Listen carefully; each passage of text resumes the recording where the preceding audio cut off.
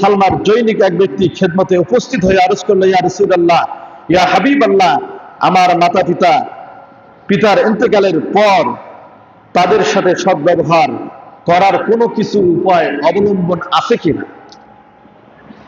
রাসূল পাক সাল্লাল্লাহু আলাইহি ওয়াসাল্লাম উত্তর করলেন, হ্যাঁ, অবশ্যই আছে। তাদের জন্য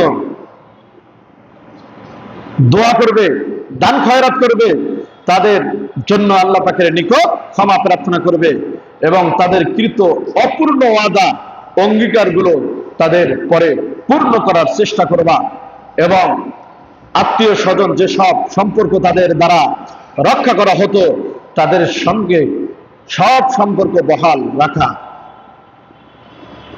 এছাড়া মাতা পিতার বন্ধু বান্ধবদের প্রতি যথাযথ সম্মান প্রদর্শন করা। সম্মানিত মুসলিম ইকরাম, যদি বাবা মা চলে যায় পৃথিবী থেকে, আমরা তাদেরকে পাইলাম না, আজকে আমরা এমন একটি পর্যায়ে এসেছি যে আল্লাহ রাব্বুল আলামিন আমাদেরকে সম্মান অনেক দিচ্ছেন, টাকা পয়সা দিচ্ছেন,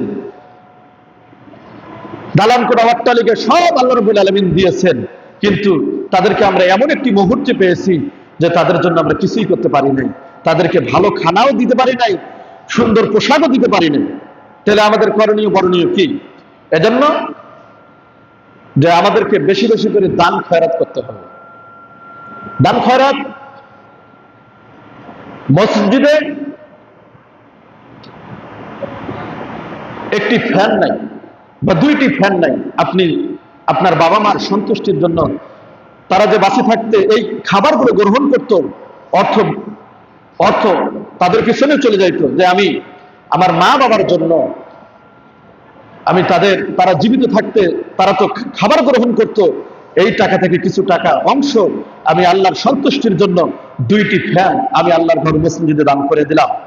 এবং এই ঠান্ডা দিন আসতেছে, মসজিদে কার্পেটের প্রয়োজন, আমি আমার বাবা মা থাকলে তারা শীতের পোশাক গ্রহণ করত, এজন্য আমি আল্লাহর সন্তুষ্টির জন্য বাবা মা যেন মুক্তি পায় এই নিয়তে আমি দুইটি কার্পেট আল্লাহর ঘরে দান করলাম।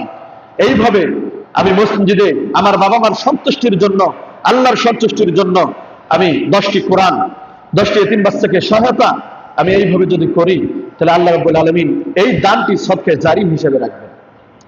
আপনারা আমরা যদি খাওয়ায়া দেই, এই খাবারগুলো সকালে খাবে, আবার দুপুরে খাওয়ার প্রয়োজন হবে কিনা? আর যদি আমি আল্লাহর ঘর, আল্লাহকে সন্তুষ্টির জন্য একটি কার্পেট দিয়ে দেয়, এই কার্পেটটি অন্তপক্ষে 10 বছর 20 বছর থাকবে। এখানে যতগুলো মানুষ সেজদা করবে, এই ফ্যানের নিচে যতগুলো মানুষ এই ফ্যানের বাতাস বিশ্রাম গ্রহণ করবে, আল্লাহ রাব্বুল আলামিন অতগুলো মানুষের ইবাদতের সওয়াব আপনার এবং আমার বাবা মার আমলনামায় লিপিবদ্ধ করে দিবেন এবং আল্লাহ রাব্বুল আলামিন সৎ ব্যবহারকারী হিসেবে ওই ছেলে মেয়েকে গ্রহণ করবে যাদের দ্বারায় বান্দা উপকৃত পাইবে। এজন্য আমাদেরকে বিশেষ করে এই দিকে খেয়াল রাখতে হবে। আর আত্মীয় স্বজন, আমাদের চাচা, আমাদের দাদা, পরদাদা, এইভাবে আমার বাবা যাদের সাথে সম্পর্ক বজায় রেখে গেছে তাদের সঙ্গে আমাদেরকে সম্পর্ক বজায় রাখতে হবে এবং মাতা পিতার যারা বন্ধু বান্ধব ছিল তাদের সঙ্গে সৎ ব্যবহার করতে হবে, তাদেরকে যথাযথ সম্মান প্রদর্শন করতে হবে। যদি এগুলো করতে পারি তাহলে আল্লাহ রাব্বুল আলামিন, তাহলে আমরা যে বাবা মাকে পেলাম না, তাহলে আল্লাহ রাব্বুল আলামিন এই দান, এই সদকা, এই ভালো ব্যবহার করার কারণে আমাদেরকে সৎ ব্যবহারকারী সন্তান হিসেবে আল্লাহ রাব্বুল আলামিন আমাদের আমলনামায় লিখে দিবেন এবং কাল কিয়ামতের ময়দানে কঠিন মুসিবতের সময় আমাদেরকে এই ময়দান থেকে সেভ করে জান্নাতুল ফেরদাউসে পৌঁছায় দিবেন।